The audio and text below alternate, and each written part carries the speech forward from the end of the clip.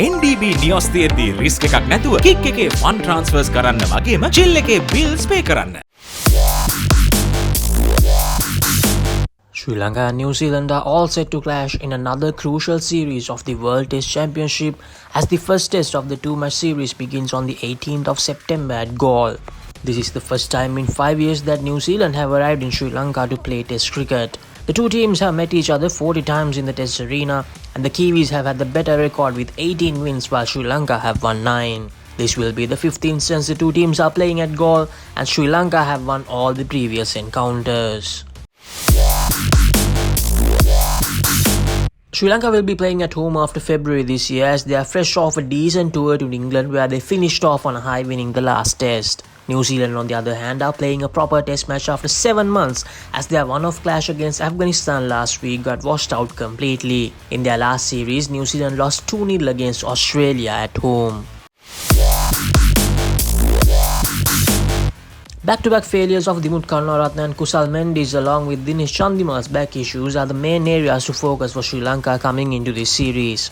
Kusal Mendis, who got dropped in the second test of the England tour, made a comeback in the last test but failed to do anything notable. But due to Chandimal's back problem, it looks like the current option for Sri Lanka is to make Kusal Mendis keep wickets and bat at number 7, which also means they will have to give Kamindu Mendis a new role in the batting order for this series. For New Zealand, on the other hand, it will be mainly about getting that rustiness off of not playing Test cricket for 7 months. This is also their first tour to Asia in almost 2 years, so how they handle the spinners will be a key point of focus.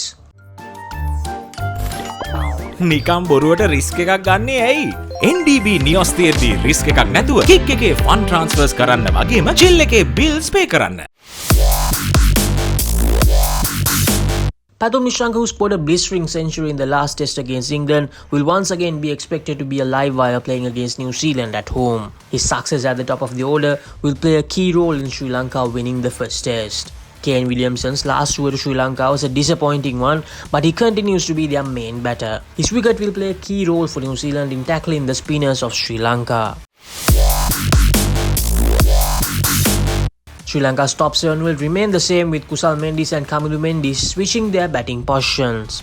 But the bowling unit will change a lot as the spin-friendly conditions in Sri Lanka would force Sri Lanka to bring in Prabal Jayasuriya and Ramesh Mendis. The big question is finding out the supporting pace of SLvNZ, where Lahiru Kumara may very well get the nod ahead of Milan Ratnayaka. However, there's also a possibility where Jeffrey van der Sar might play as a third spinner with Asitha playing as the solitary quick. For New Zealand, they would want to play both the spinners in Mitchell Stantner and Ajaz Patel, with Glenn Phillips acting as the spin bowling all-rounder. And it will be interesting to see who will be the second quick for them to join their skipper Tim Southee from Matt Henry and Ben Sears.